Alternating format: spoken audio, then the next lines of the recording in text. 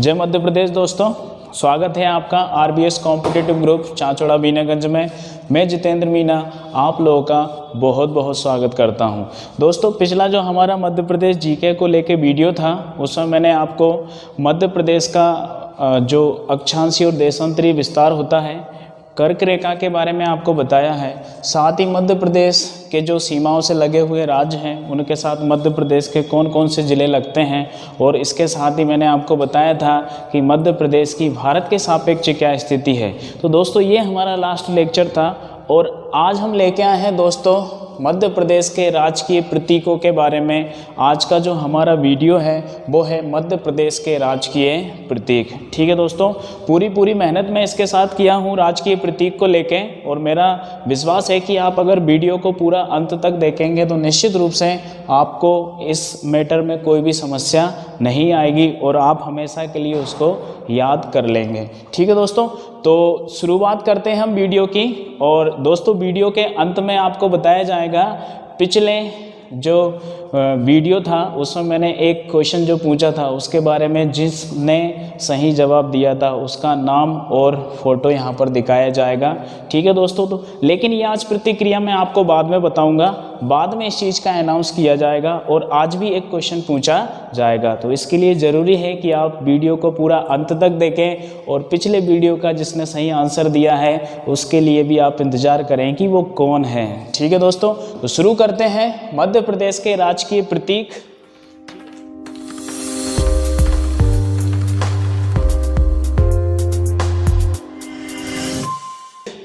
ठीक है दोस्तों, तो देखिए, सबसे पहले तो राजकीय प्रतीक जो होते हैं उसमें सबसे पहले हम चिन्ह के बारे में ही बात करते हैं कि मध्य प्रदेश का जो राजकीय चिन्ह होता है वो क्या होता है। ठीक है दोस्तों, परीक्षाओं में पूछे जाते हैं इससे क्वेश्चन, प्रतीक चिन्हों को लेके या मध्य प्रदेश के राजकीय प्रतीक जो होते हैं उनको लेके परीक्षाओं में विशेष रूप से क्वेश्चन पूछे जाते हैं। तो सबसे पहले हम प्रतीक चिन्ह की बात करते हैं।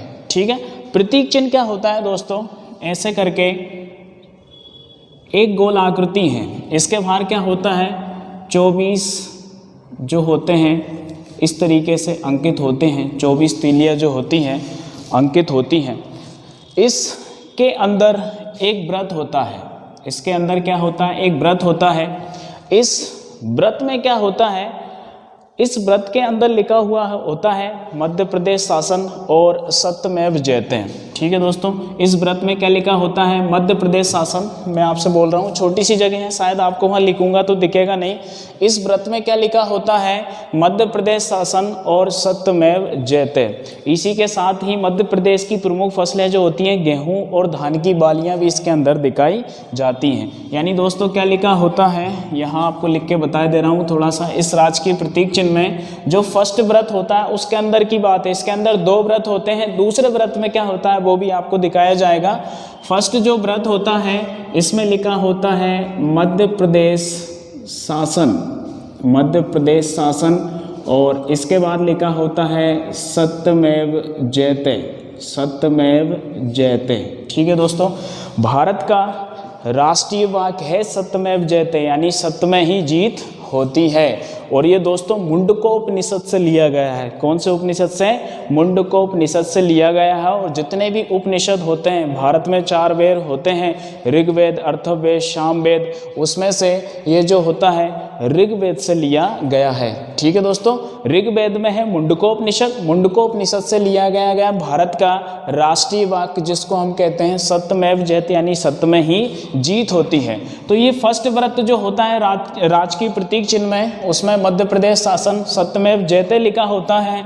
और इसी के साथ ही इसमें गेहूं और धान की बालियां भी अंकित होती हैं। यानी मध्य प्रदेश की जो प्रमुख फसलें हैं गेहूं और धान की बालियां भी इसके अंदर होती हैं।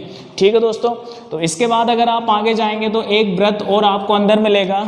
एक व्रत जो होता है उस व्रत में क्या होता है, मध्य प्रदेश का जो आपका राजकीय प्रतीक चिन्ह है उसमें जो अंदर व्रत होता है उसमें अशोक स्तंभ होता है, सी आकृति का अशोक स्तंभ होता है।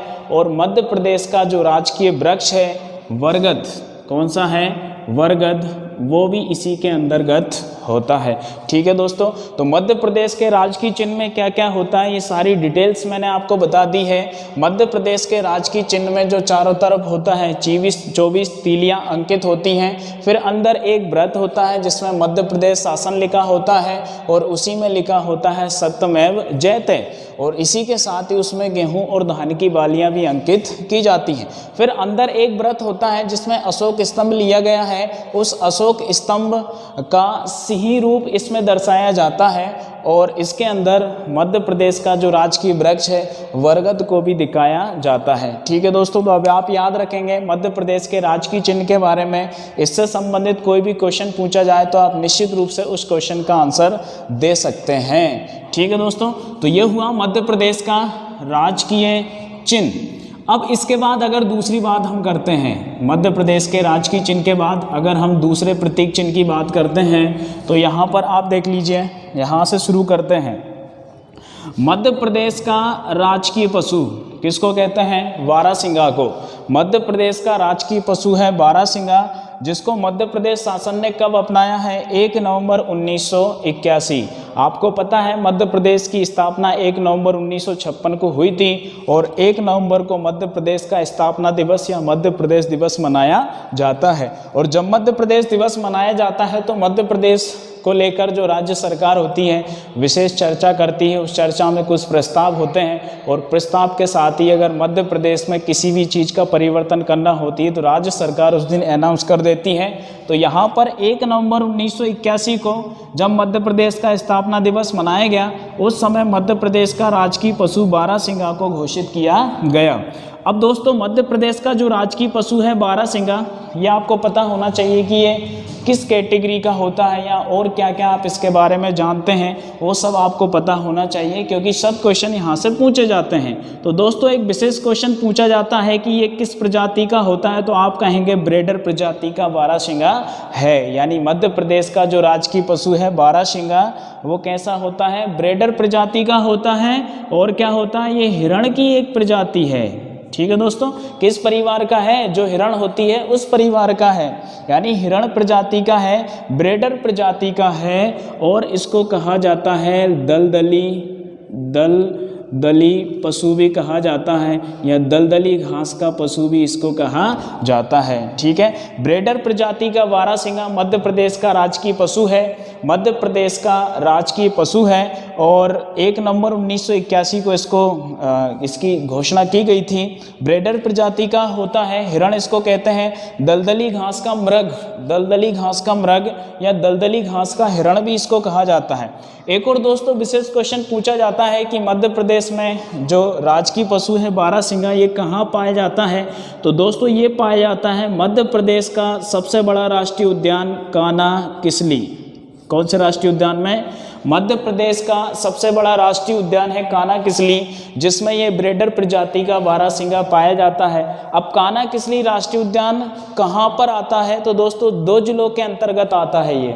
यहाँ आपका पड़ेगा ऊपर मंडला और नीचे पड़ेगा बालाघाट। तो मैंने पहले से उसको वहीं पे दर्शा के रखा है जिस आकृति में वो आता है, यानी मंडला और बालाघाट में कान्हा-किसली राष्ट्रीय उद्यान आता है, जो कि मध्य प्रदेश का सबसे बड़ा राष्ट्रीय उद्यान है। उसी में मध्य प्रदेश का जो राजकीय पशु है बारहसिंगा वो पाया जाता है। 1 नवंबर 1981 को इसकी घोषणा की गई थी। ये ब्रेडर प्रजाति का है जो कि हिरण की एक प्रजाति होती है। इसे दलदली घास का मृग भी इसको कहा जाता है। ये इसके कुछ विशेष नाम होते हैं। ठीक है दोस्तों, तो ये एक हमारा क्लियर हुआ मध्य प्रदेश का राजकीय पशु। मैं इसको साफ कर देता हूँ ताकि मैं पहचान लूँ कि मैंने ये बता दिया है। आगे देखिए, दूसरी बात अगर हम करें तो दोस्तों ये यहाँ पर आप मान लीजिए कि मध्य प्रदेश की राजकीय मछली आपसे पूछा है कि मध्य प्रदेश की राजकीय मछली क्या है, तो आप इसको कहेंगे महासीर। मध्य प्रदेश की राजकीय मछली क्या है? महासीर। इसको कब घोषित किया मध्य प्रदेश शासन ने? तो 2011 में इसको घोषित किया है। मध्य प्रदेश की राजकीय मछली महासीर को 2011 में घोषित किया है और इसका वैज्ञानिक नाम है टोर। क्या है इसका वैज्ञानिक नाम? टोर। ठीक है, मध्य प्रदेश की राजकीय मछली है महासीर। 2011 में इसकी घोषणा की गई है और इसका जो वैज्ञानिक नाम है वो है टोर। ठीक है दोस्तों। अब पूछा जाता है कि मध्य प्रदेश की राजकीय मछली कहाँ पाई जाती है, तो मध्य प्रदेश की राजकीय मछली पाई जाती है मध्य प्रदेश की राजकीय नदी नर्मदा में। ठीक है दोस्तों, एक क्वेश्चन यहाँ से क्लियर होता है। मध्य प्रदेश की राजकीय नदी कौन सी है? नर्मदा, और उस नर्मदा नदी पर महाशीर मछली पाई जाती है। ये विलुप्ति की कगार पर थी, तो मध्य प्रदेश शासन ने इसके लिए विशेष सुविधाएं उपलब्ध कराई और इसको राजकीय मछली घोषित किया और इसके संरक्षण की विशेष व्यवस्था मध्य प्रदेश शासन के द्वारा की गई है। दोस्तों ये करती क्या है, इसका विशेष काम होता है, ये पानी को साफ और स्वच्छ बनाए रखने में मदद करती है। साफ व स्वच्छ बनाए रखने में मदद करती हैं। वैसे दोस्तों सभी प्रकार की मछलियां जो होती हैं पानी को साफ स्वच्छ रखती हैं, क्योंकि पानी के अंदर जो कीड़े मकोड़े वगैरह होते हैं, कुछ जलीय जो जीव होते हैं जो पानी को प्रदूषित करते हैं, ये उनको खा जाती हैं। इसलिए ये पानी को क्या करती हैं, साफ और स्वच्छ करती हैं। ठीक है दोस्तों, तो मध्य प्रदेश की राजकीय मछली महासीर है। 2011 में इसको घोषित किया गया है। इसका वैज्ञानिक नाम टोर है। कहाँ ये पाई जाती है, तो नर्मदा नदी में पाई जाती है। और ये क्या काम करती है, तो पानी को साफ और स्वच्छ बनाए रखने में ये मदद करती है। ठीक है दोस्तों, तो ये एक मध्य प्रदेश का राजकीय प्रतीक चिन्ह आपका कंप्लीट होता है। इसके बाद नदी की भी बात कर ही लेते हैं। मध्य प्रदेश की राजकीय नदी है नर्मदा। कौन सी नदी है? नर्मदा, मध्य प्रदेश की राजकीय नदी। मध्य प्रदेश की जीवन रेखा भी इसको कहा जाता है। मध्य प्रदेश की सबसे बड़ी नदी भी कौन सी है? नर्मदा है। अब बाकी इसके बारे में ढेर सारे क्वेश्चन तो हम जब स्पेशल नदी के बारे में पढ़ेंगे ना, वहाँ आपको बताया जाएगा। फिलहाल में आपको इतना पता होना चाहिए कि मध्य प्रदेश की राजकीय नदी कौन सी है? नर्मदा है। कहाँ से निकलती है? तो अमरकंटक, अनूपपुर से निकलती है। और मध्य प्रदेश की राजकीय मछली महासीर नर्मदा नदी में ही पाई जाती है। ठीक है दोस्तों, तो ये नदी का आपका क्लियर होता है। इसके बाद मध्य प्रदेश का राजकीय वृक्ष, अभी मैंने आपको बताया था कि मध्य प्रदेश का राजकीय प्रतीक चिन्ह जो होता है उसके सबसे अंदर जो व्रत होता है उसमें क्या क्या होता है? एक तो अशोक स्तंभ होता है, सिंह रूप उसका होता है, और दूसरा बरगद होता है, जो कि मध्य प्रदेश का राजकीय वृक्ष होता है। अब दोस्तों राजकीय वृक्ष जो आपका बरगद है मध्य प्रदेश में, ये मोरेसी कुल का होता है। कौन से कुल का है? मोरेसी कुल का। जैसे कोई भी जो आप अगर साइंस पढ़ें, बायोलॉजी जब पढ़ते हैं तो उसमें पौधों की एक कैटेगरी आती है, अलग अलग कुल के अंतर्गत पौधे आते हैं। तो यहाँ पर हमें थोड़ी सी जानकारी इसकी मिली है कि बरगद जो होता है मोरेसी कुल के अंतर्गत आता है। तो आपको पता होना चाहिए, क्योंकि ये मध्य प्रदेश के लिए विशेष है, क्योंकि राजकीय प्रतीक चिन्हों के अंतर्गत आता है। तो मध्य प्रदेश का जो राजकीय वृक्ष बरगद है ये मोरेसी कुल का है। वैज्ञानिक नाम है इसका फाइकस वेंगेलेसिस। क्या नाम है? फाइकस वेंगेलेसिस, मोरेसी कुल का होता है। अब दोस्तों इसके बीच में एक थोड़ी सी विडंबना है कि कुछ लोग कहते हैं कि इसको राजकीय वृक्ष 1971 में भी घोषित किया है, और कुछ बताते हैं 1 नवंबर 1981 को राजकीय वृक्ष इसे घोषित किया गया है। अधिकतर जानकारी जो मिलती है वो 1 नवंबर 1981 की ही मिलती है। तो आप अधिकतर इसको जो मानेंगे 1 नवंबर 1981। बाकी पूछने के ऊपर है कि परीक्षा में किस तरीके से पूछा है, आप उस तरीके से इसको बताएंगे। तो मध्य प्रदेश का राजकीय वृक्ष है बरगद, मोरेसी कुल का ये होता है। फाइकस वेंगेलेसिस इसका वैज्ञानिक नाम है। 1971 या 1 नवंबर 1981 को इसको मान्यता दी गई है। ठीक है दोस्तों, तो ये हुआ मध्य प्रदेश का राजकीय वृक्ष। अब दोस्तों नेक्स्ट जो होता है मध्य प्रदेश का राजकीय पुष्प। मध्य प्रदेश का राजकीय पुष्प, मध्य प्रदेश का राजकीय पुष्प होता है दोस्तों सफ़ेद लिली। क्या होता है? सफ़ेद लिली। 1 नवंबर 1981 को ही इसको मध्य प्रदेश का राजकीय पुष्प घोषित किया गया है। किसको? सफ़ेद लिली को। और ये दोस्तों लिली ऐसी कुल का होता है। किस कुल का है? लिली ऐसी कुल का होता है।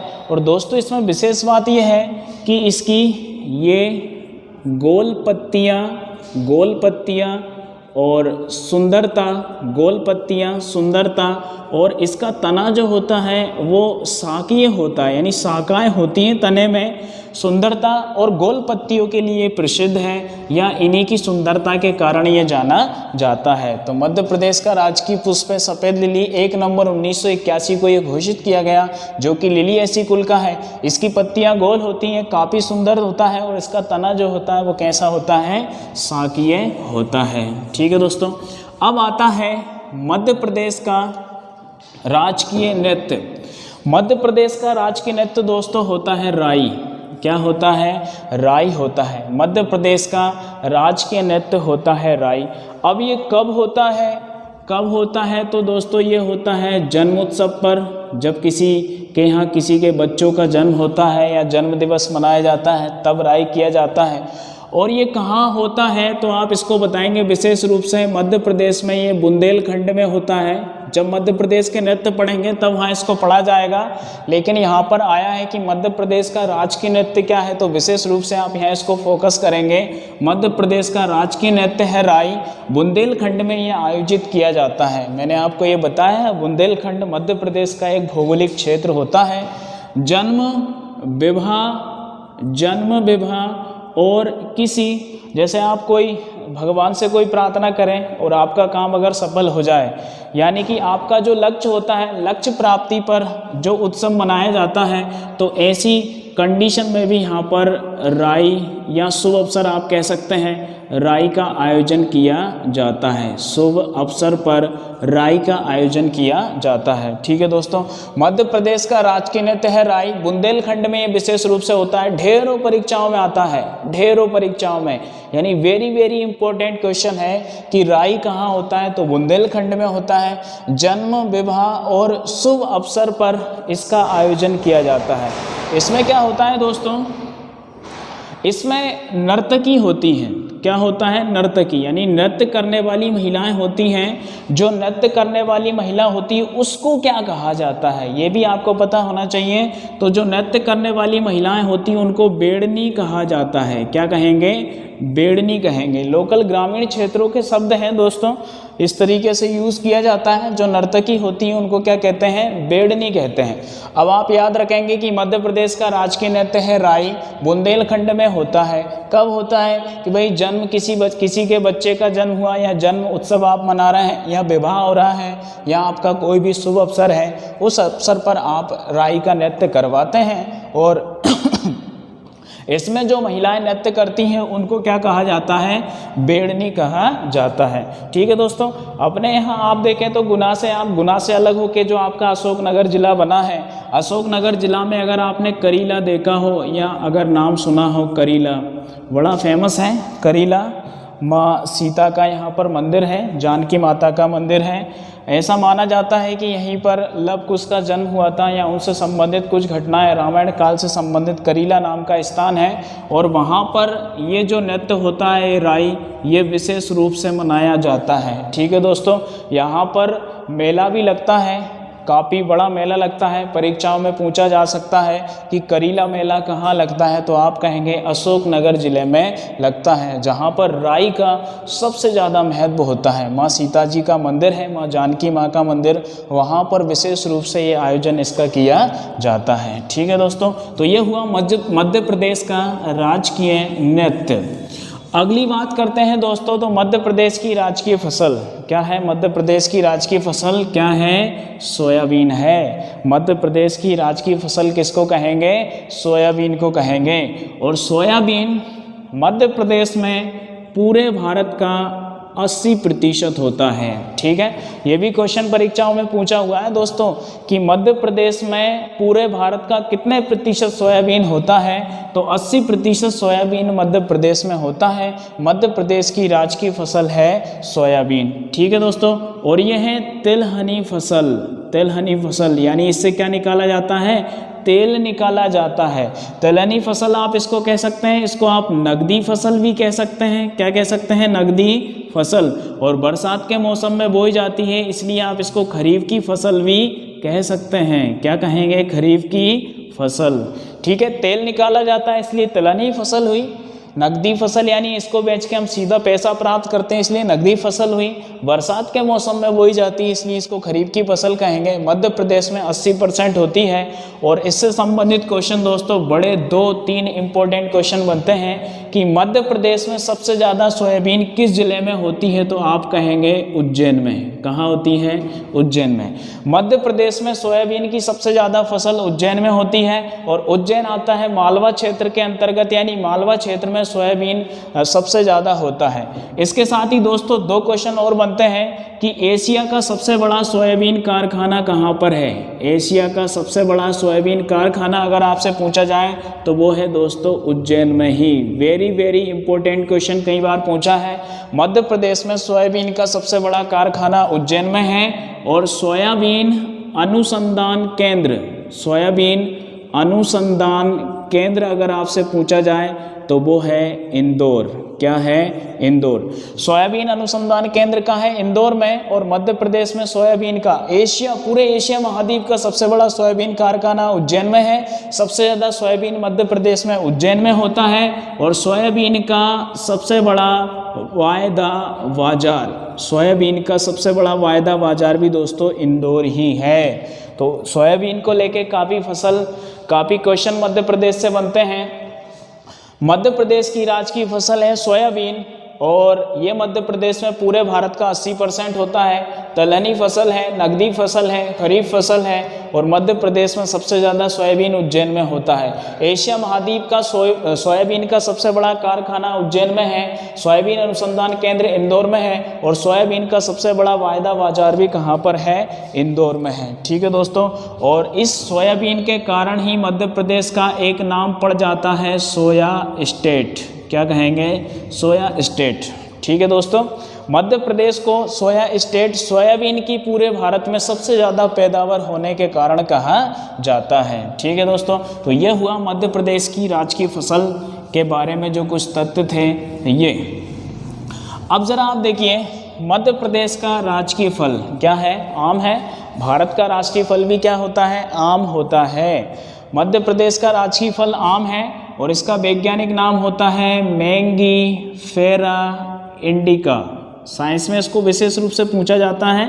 मैंगीफेरा इंडिका इसका वैज्ञानिक नाम होता है।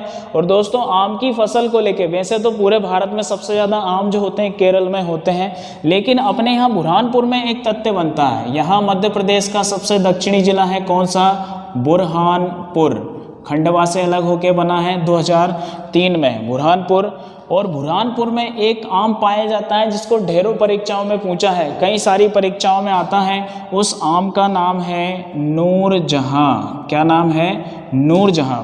ठीक है दोस्तों, कई प्रकार से इस क्वेश्चन को पूछा है कि मध्य प्रदेश में नूरजहां आम कहाँ पाया जाता है, तो आप कहेंगे बुरहानपुर या आसपास के जिलों में। या नूरजहां क्या है, तो आप कहेंगे आम की एक प्रजाति है नूरजहां। ठीक है दोस्तों, तो ये आम हुआ। वैज्ञानिक नाम मैंगीफेरा इंडिका है। बुरहानपुर में ये विशेष रूप से जो आम पाया जाता है उसके बारे में मैंने आपको बताया है। अब है दोस्तों मध्य प्रदेश का राजकीय नाट्य क्या होता है? माछ होता है। मैंने आपसे कहा स्टार्टिंग में, आपसे कहा था कि जो चीज़ जहाँ से संबंधित है मैंने उसी एरिया में लगभग उसको लिखा है। तो माछ अगर आपसे पूछा जाए तो कहाँ होता है? मालवा क्षेत्र में विशेष रूप से होता है। ठीक है, मध्य प्रदेश के नाट्य नृत्य वगैरह जब ये पढ़ेंगे तो इनके बारे में विशेष रूप से पढ़ेंगे, लेकिन ये राजकीय नाट्य है माछ। ये कहाँ होता है? मालवा क्षेत्र में होता है राजकीय नाट्य माछ। अब इसमें किन किन वाद्य यंत्रों का प्रयोग होता है? तो ढोलक प्लस सारंगी। क्या क्या बजाते हैं? ढोलक प्लस सारंगी। एक खुले मंच पर इसका आयोजन किया जाता है। एक खुले मंच पर इसका आयोजन किया जाता है। अब दोस्तों खुला मंच क्या होता है? खुला मंच ऐसा होता है जैसे आप 15 अगस्त 26 जनवरी पे कोई प्रोग्राम नहीं होता तो वहाँ एक स्टेज बनाया जाता है। उस स्टेज पे सारे जहाँ से अच्छा हिंदू सिता हमारा, तो वो सारे लोग कुछ डांस करते हैं, कुछ अलग अलग प्रोग्राम करते हैं। तो ऐसे जो मंच होते हैं उनको खुला मंच कहा जाता है। तो मध्य प्रदेश का जो राजकीय नाट्य होता है माछ, ये मालवा क्षेत्र में विशेष रूप से आयोजन इसका किया जाता है। ढोलक और सारंगी का इसमें प्रयोग किया जाता है और ये खुले मंच पर आयोजित किया जाता है। ठीक है दोस्तों, तो ये हुआ मध्य प्रदेश का राजकीय नाट्य। इसके बाद देखते हैं मध्य प्रदेश का राजकीय पक्षी। तो इसको दूधराज मध्य प्रदेश का राजकीय पक्षी है। कब घोषित हुआ? तो 1 नवंबर 1981 को मध्य प्रदेश का राजकीय पक्षी इसे घोषित किया गया है। दोस्तों इसके विशेष नाम, अन्य सारे नाम होते हैं वो आपको पता होना चाहिए। दूधराज को हम कह सकते हैं शाहबुलबुल। क्या कह सकते हैं? शाहबुलबुल। ठीक है, ये एक इसका नाम होता है। एक नाम इसका होता है पैराडाइज फ्लाई कैचर। एक क्या नाम होता है? पैराडाइज फ्लाई कैचर, ये इसका वैज्ञानिक नाम है। दूधराज मध्य प्रदेश का राजकीय पक्षी है। 1 नवंबर 1981 को इसको घोषित किया गया है। शाहबुलबुल, पैराडाइज फ्लाई कैचर और महारोनी भी इसको कहा जाता है। महारोनी भी इसको कहा जाता है। महारोनी, पैराडाइज फ्लाई कैचर, शाहबुलबुल, दूधराज, ये इसके नाम है। अब दोस्तों ये कहाँ पाया जाता है? तो यहाँ मैंने आपसे कहा कि उसको मैंने वहीं बनाया जिस क्षेत्र में वो पाया जाता है। तो ये दोस्तों विशेष रूप से ये पाया जाता है मध्य प्रदेश का जो एक अभ्यारण्य है, सरदारपुर अभ्यारण्य। सरदारपुर अभ्यारण्य, और सरदारपुर अभ्यारण्य जो आता है ये मध्य प्रदेश के धार जिले के अंतर्गत आता है। मध्य प्रदेश का जो सरदारपुर अभ्यारण्य है, विशेष रूप से वहाँ मध्य प्रदेश का राजकीय पक्षी दूधराज या शाहबुलबुल पाया जाता है। पैराडाइज फ्लाई कैचर, महारोनी भी इसका नाम है। दोस्तों इसकी पहचान क्या होती है? इसकी पहचान होती है कि ये सफ़ेद और काले रंग की कलंगी इसमें पाई जाती है। सफ़ेद और काले रंग की कलंगी इसमें होती है और एक लंबी पूंछ होती है। लंबी पूंछ होती है, लहराती हुई पूंछ सफ़ेद रंग की होती है और एक निश्चित आयु पर ये अपना रंग बदल लेता है। मध्य प्रदेश का जो राजकीय पक्षी है, मध्य प्रदेश का राजकीय पक्षी दूधराज है। 1 नवंबर 1981 इसको घोषित किया गया है। इसके अन्य नाम है शाहबुलबुल, पैराडाइज फ्लाई कैचर, महारानी, हुसैनी भी इसको कहा जाता है। हुसैनी, महारानी, हुसैनी, टिटेनी, बुलबुल, ये सब इसके नाम होते हैं। सरदारपुर धार अभ्यारण्य में पाया जाता है। पहचान क्या है? सफ़ेद और काले रंग की कलंगी होती है, लंबी सफ़ेद पूंछ होती है, लहरदार, और एक निश्चित आयु होने पर ये अपना रंग बदल लेती है। ठीक है दोस्तों, अब आता है मध्य प्रदेश का राजकीय खेल। मध्य प्रदेश का राजकीय खेल होता है मलखंभ, और ये 10 अप्रैल 2013 को घोषित किया गया है। मध्य प्रदेश का राजकीय खेल है मलखंभ, ये 10 अप्रैल 2013 को घोषित किया गया है। और दोस्तों मलखंभ अकादमी कई सारी परीक्षाओं में पूछा है। मलखंभ अकादमी ये उज्जैन में है। कहाँ पर है? उज्जैन में है मलखंभ अकादमी। मलखंभ अकादमी में होता क्या है दोस्तों, यानी मलखंभ क्या होता है? मध्य प्रदेश का ये राजकीय खेल है। इसमें क्या होता है? एक ऐसे खंभा होता है, उसमें विशेष लोगों को करतब दिखाने पड़ते हैं। कुछ लोग अलग अलग टाइप की आकृति बनाते हैं। और दोस्तों बड़ा शानदार ये खेल होता है। इसमें पूरे शरीर का व्यायाम होता है। पूरे शरीर का व्यायाम होता है, यानी एक खंबा होता है, उस खंबे पर कुछ लोग होते हैं, अलग अलग ऐसे गोल आकृति बना ली, या ऊपर एक खड़ा हो गया इस तरीके से एक खंबे पर, और विशेष कर्तव्य ये दिखाते हैं। तो ये है मध्य प्रदेश का राजकीय खेल। मलखंभ अकादमी उज्जैन में है और इससे पूरे शरीर का व्यायाम होता है। दोस्तों अगला जो होता है, सारे के सारे मैंने आपको बता दिए, कोई ऐसी चीज़ तो मैंने आपको बताई नहीं राजकीय प्रतीक चिन्हों में जो आपको थोड़ी सी विशेष लगे। तो विशेष है दोस्तों मध्य प्रदेश की राजकीय मिठाई। ठीक है, विशेष ही होती है मिठाई तो। ठीक है दोस्तों, अब पता नहीं वो आपको अच्छी लगती है या नहीं लगती है। मध्य प्रदेश की और भारत की राष्ट्रीय मिठाई है और मध्य प्रदेश की राजकीय मिठाई है, इसको हम कहेंगे जलेबी। क्या होता है? जलेबी। ठीक है दोस्तों, मध्य प्रदेश की राजकीय मिठाई है जलेबी, भारत की भी राष्ट्रीय मिठाई है जलेबी। जलेबी दोस्तों दो प्रकार की होती है, एक मैदा जलेबी होती है, एक मावा जलेबी होती है। ये गुड़ प्लस शक्कर दोनों की आप बना सकते हैं, गुड़ प्लस शक्कर, और मैदा जलेबी जो होती है विशेष रूप से शक्कर के साथ बनाई जाती है। और जलेबी दोस्तों पूरे भारत में फेमस जो होती है वो मध्य प्रदेश की होती है। अब आप खुद सोच सकते हैं कि जब मध्य प्रदेश में इस चीज़ को राजकीय दर्जा दिया है तो निश्चित रूप से ये फेमस है।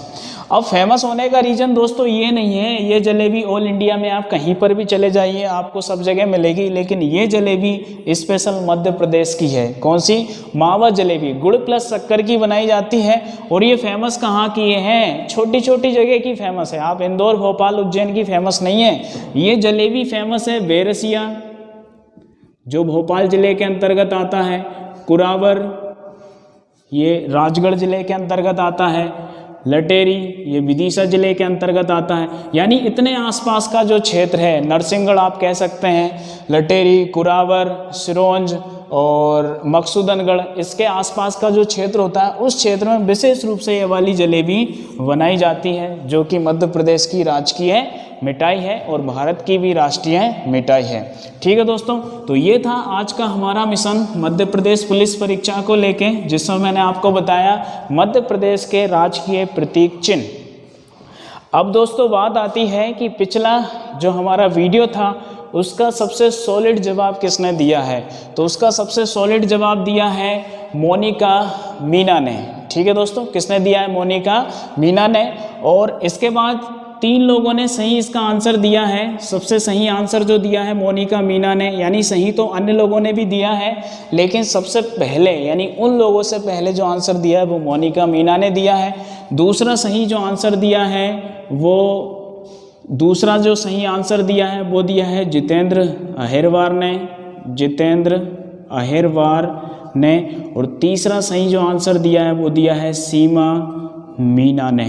ठीक है दोस्तों, कमेंट बॉक्स में इनके आंसर लिखे हुए हैं, इन्होंने सही आंसर दिया है। सबसे पहले मोनिका मीना ने इसका सही आंसर दिया, तो मैं थोड़ा सा आपको क्लियर करवा देता हूं कि मध्य प्रदेश में गर्मी पड़ने का कारण क्या है। ये क्वेश्चन मैंने आपसे पूछा था, तो वो रीजन है दोस्तों, ऐसे दीर्घ वृत्ताकार पृथ्वी है और पृथ्वी के बीच में जो एक रेखा है इसको भूमध्य रेखा कहते हैं। इसके ऊपर जाएं तो उत्तरी गोलार्ध में है 23 सही 1/2 यानी कर्क रेखा है। कर्क रेखा जो कि मध्य प्रदेश के मध्य से मध्य प्रदेश के 14 जिलों से होकर गुजरती है। अब इस रेखा की विशेष बात यह है, ये दक्षिणी गोलार्ध में 23 सही 1/2 भी होती है, इसको मकर रेखा कहते हैं। अब सूर्य जो होता है, सूर्य का जो पृथ्वी के सापेक्ष आना जाना होता है वो यहाँ तक और यहाँ तक होता है। जब ये उत्तरी गोलार्ध में जाता है तो उत्तरायण कहते हैं, दक्षिणी गोलार्ध में जाता है तो दक्षिणायन कहते हैं। और जब गर्मियों का मौसम आता है तो दोस्तों जो सूर्य होता है मध्य प्रदेश में या 23 सही 1/2 कर्क रेखा पर 21 जून को एकदम बिल्कुल सीधा होता है।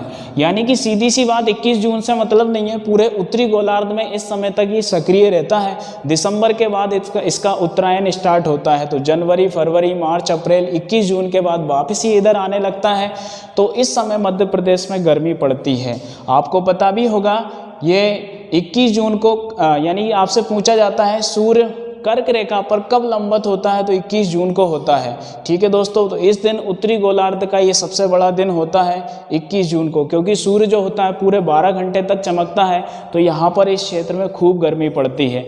तो इस तरीके से ये आपका जो सबसे सॉलिड आंसर दिया था वो मोनिका मीना ने दिया था। ठीक है दोस्तों, तो इनके लिए हम दुआएं करते हैं पूरे RBS कॉम्पिटिटिव ग्रुप से कि इनका भविष्य उज्जवल होगा। और आज का जो क्वेश्चन है दोस्तों वो ये है कि मैंने आपको बताया कि मध्य प्रदेश का राजकीय खेल जो है वो है मलखंभ। ठीक है दोस्तों, इससे संबंधित एक पुरस्कार मध्य प्रदेश शासन देती है पुरस्कार। इस पुरस्कार के बारे में आपको डिटेल से जानकारी बताना है कि मलखंभ से संबंधित जो पुरस्कार है ये कब से दिया जाता है, कितने रुपए इसमें देते हैं, कितने लोगों को मिल चुका है, यानी कि जितनी सी ज़्यादा से ज़्यादा जानकारी आप इसके बारे में देना चाहेंगे नेक्स्ट वीडियो में उनका नाम प्लस फ़ोटो यहाँ पर दिखाया जाएगा। ठीक है दोस्तों, तो आज का हमारा वीडियो यहीं पर समाप्त होता है मध्य प्रदेश के राजकीय प्रतीक चिन्हों को लेकर। तो पूरी मेहनत आप लोगों के साथ की है दोस्तों, आप लोगों को मुझे उम्मीद है कि आपको बहुत अच्छा समझ में भी आया होगा। ठीक है दोस्तों, तो ये है मध्य प्रदेश पुलिस परीक्षा को लेके हमारा मिशन।